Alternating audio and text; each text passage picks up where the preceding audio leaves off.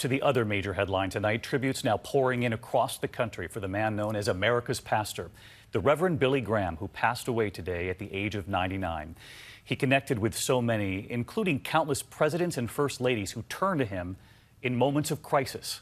ABC's Steve Osunsami in North Carolina tonight, where Reverend Graham lived and where he was from. Christ can change your life. He can forgive your sins. He can make you a new person. At 7:46 this morning, the heavens he worshiped came calling. Evangelist Billy Graham died at his home in Montreat, North Carolina. Hours later, at his library outside Charlotte, visitors from across the world were just hearing the word. His work's going to continue on. Oh, yeah. Because it's God's work. Yeah. Through his many religious crusades, the boy who grew up on a dairy farm would end up preaching the gospel to more than 215 million people, getting 10,000 letters from the faithful every week. Have you believed in the Son that was lifted up? Have you received him? He spent his life providing quiet counsel to kings and queens and U.S. presidents.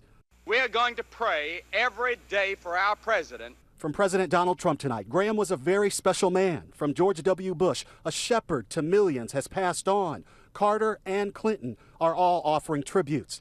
In 2007, the Clintons explained how much it meant to them when he came to visit after the political sex scandal became public. He is one of the people who made a real difference to me personally. He was someone who could understand both Bill and me. And he just talked to me. And what he wanted me to know was that the Christ he believed in was a God of second chances.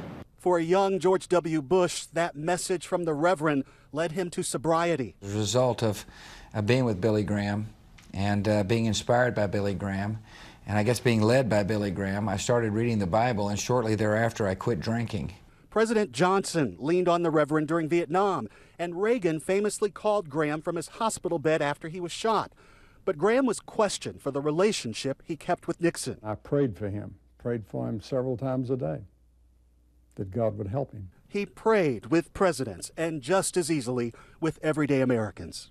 Reverend Billy Graham will be laid to rest at his library and childhood home directly behind me. He will be buried next to his wife, who died in 2007. David? Steve Osunsami in North Carolina. Steve, thank you.